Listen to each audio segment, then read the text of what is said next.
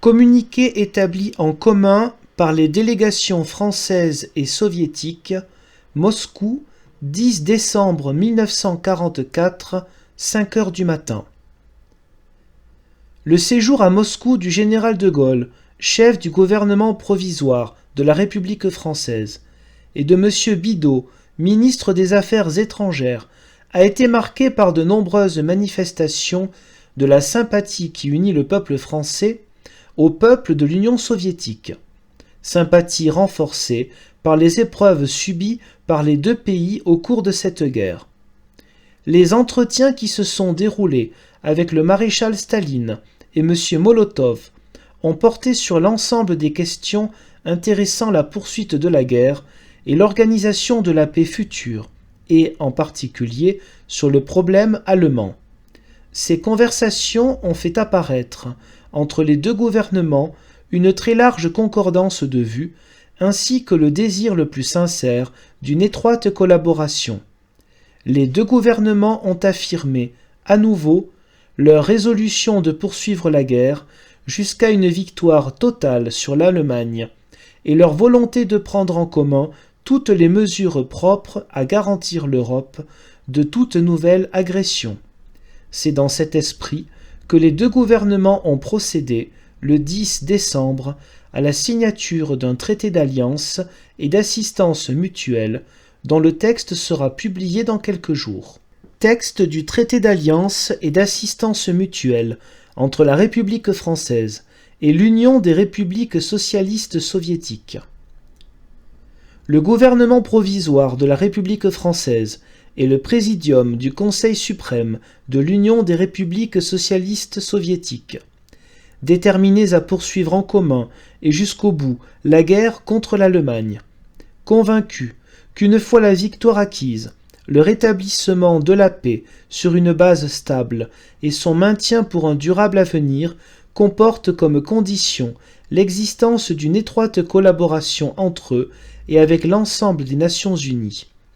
Décidés à collaborer afin de créer un système international de sécurité permettant le maintien effectif de la paix générale et garantissant le développement harmonieux des rapports entre les nations, désireux de confirmer les engagements réciproques résultant de l'échange de lettres du 20 septembre 1941 relatif à l'action conjointe dans la guerre contre l'Allemagne, assurés de répondre par la conclusion d'une alliance entre la France et l'URSS aux sentiments comme aux intérêts des deux peuples, aux exigences de la guerre comme aux besoins de la paix et de la reconstruction économique, en conformité entière avec les buts que se proposent les Nations unies, ont résolu de conclure un traité à cet effet et ont désigné pour leur plénipotentiaire, savoir le gouvernement provisoire de la République française, M. Georges Bidault, ministre des Affaires étrangères,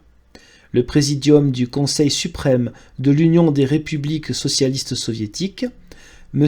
Vyacheslav Mikhailovitch Molotov, commissaire du peuple aux affaires étrangères de l'URSS, lesquels, après avoir échangé leurs pleins pouvoirs reconnus en bonne et due forme, sont convenus des dispositions suivantes.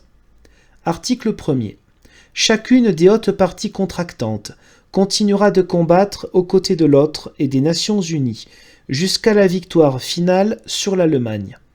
Chacune des hautes parties contractantes s'engage à prêter à l'autre aide et assistance dans cette lutte par tous les moyens dont elle dispose. Article 2. Les hautes parties contractantes n'accepteront ni d'entrer en négociation séparée avec l'Allemagne, ni de conclure sans mutuel consentement un armistice ou un traité de paix, soit avec le gouvernement hitlérien, soit avec tout autre gouvernement ou autorité créée en Allemagne dans le but de prolonger ou d'entretenir la politique d'agression allemande. Article 3. Les hautes parties contractantes s'engagent à prendre d'un commun accord, à la fin du présent conflit avec l'Allemagne, toute mesure nécessaire pour éliminer toute nouvelle menace provenant de l'Allemagne et faire obstacle à toute initiative de nature à rendre possible une nouvelle tentative d'agression de sa part. Article 4. Dans le cas où l'une des hautes parties contractantes se trouverait impliquée dans des hostilités avec l'Allemagne, soit à la suite d'une agression commise par celle-ci, soit par le jeu de l'article 3 ci-dessus, l'autre lui apportera immédiatement toute l'aide et l'assistance en son pouvoir. Article 5. Les hautes parties contractantes s'engagent à ne pas conclure d'alliance et à ne participer à aucune coalition dirigée contre l'une d'elles. Article 6. Les hautes parties contractantes conviennent de se donner l'une à l'autre toute l'assistance économique possible après la guerre, en vue de faciliter et de hâter la reconstruction des deux pays et de contribuer à la prospérité du monde. Article 7. Le présent traité n'affecte en rien les engagements précédemment assumés par les hautes parties contractantes envers les États tiers en vertu de traités publiés. Article 8. Le présent traité, dont les textes français et russes font également foi, sera ratifié et les instruments de ratification en seront échangés à Paris aussitôt que faire se pourra. Il prendra effet à compter de l'échange des instruments de ratification et restera en vigueur pendant 20 ans.